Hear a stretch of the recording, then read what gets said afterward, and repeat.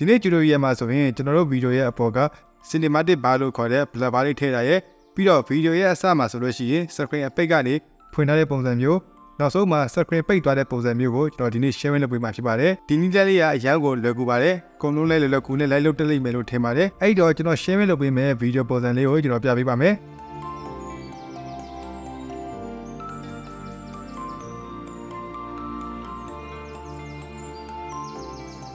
ဒီ tutorial ဗီဒီယိုလေးကို Capcut PC ဘာရှိအသုံးပြုပြီးတော့ကျွန်တော်လုပ်ပြပေးမှာဖြစ်ပါတယ်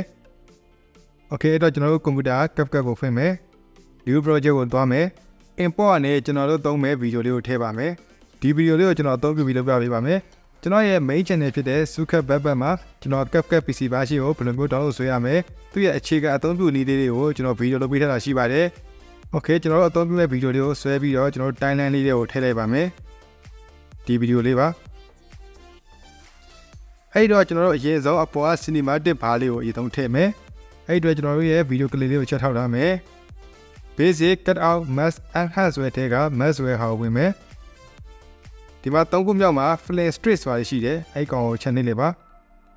ဒါဆိုရင်တော့ cinematic bar ထည့်ထားတဲ့ပုံစံမျိုးဖြစ်သွားပြီပေါ့ဒါပေမဲ့ကျွန်တော်တို့စက်ခွင်တွေကနည်းနည်းလေးသေးနေသေးတယ်အဲ့တော့ကျွန်တော်အောက်ကိုနည်းနည်းဆွဲချလိုက်မယ်ကိုလိုချင်တော့ဒီမှာချိန်ပါ okay ဒီတော့ဆိုရင်အဆင်ပြေပြီဒါဆိုတော့ကျွန်တော်ပထမအဆင့် cinematic bar ထည့်တာကျွန်တော်ပြီးသွားပြီအဲ့တော့ကျွန်တော်တို့အဖွင့်မှာကျွန်တော် screen အပိတ်ကနေပြီးတော့ဖွင့်လာတဲ့ပုံစံမျိုးလုပ်မယ်အဲ့ဒီအတွက်ကျွန်တော်တို့ကဒီ effect လေးတွေဝင်မယ် effect ရဲ့ opening and closing နဲ့မှာရှိတယ်အဲ့ဒီထဲကမှကျွန်တော်ဒီမှာ horizontal opening ဆိုတာရှိမယ် horizontal close ဒီ close ကကျတော့ကျွန်တော်နောက်မှာထည့်ရမှာဒီ horizontal open ကျတော့ကျွန်တော်ရှေ့မှာထည့်မယ်ထည့်ဖို့အတွက်ဒီကအပေါင်းလေးကိုနှိပ်လိုက်မယ်ဒါဆိုရင်ကျွန်တော် play ကြည့်လိုက်မယ်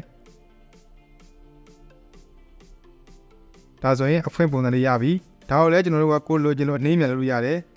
ဒါဆိုရင်နည်းနည်းလေးနှေးနေသေးတယ်လို့ထင်တယ်ဆိုရင်ဒီကောင်လေးကိုကျွန်တော်နောက်လေးကိုဆုပ်ပေးလိုက် Okay အဲ့တော့ကျွန်တော်တို့ဒီနောက်မှာကျွန်တော်ပြန်ပိတ်သွားတဲ့ပုံစံလေးကျွန်တော်ပြန်ထည့်မယ်အဲ့ဒီအတွက်ကျွန်တော် horizontal close ဆိုတာရှိမယ်သူရဲ့ဘေးမှာပဲပေါင်းလေးနေနေမယ်ဒီကောင်ကိုလည်းကျွန်တော်နောက်လေးကိုကျွန်တော်ဆွေးပေးလိုက်ဗီဒီယိုနဲ့ပတိဖြစ်အောင်ဒါဆိုရင်တော့သူပြန်ပိတ်သွားပြီOkay အဲ့တော့ကျွန်တော် export ထုတ်ဖို့အတွက်ဒီမှာ export ဆိုတာနှိပ်မယ်ဒီ export ဆိုတဲ့နေရာမှာကျွန်တော်တို့ကကိုစေ့ကျင်တဲ့လမ်းကြောင်းကိုကျွန်တော်ပေးလိုက်မယ်ကျွန်တော်တို့ desktop မှာပဲ save လိုက်မယ်တော်တော်စေ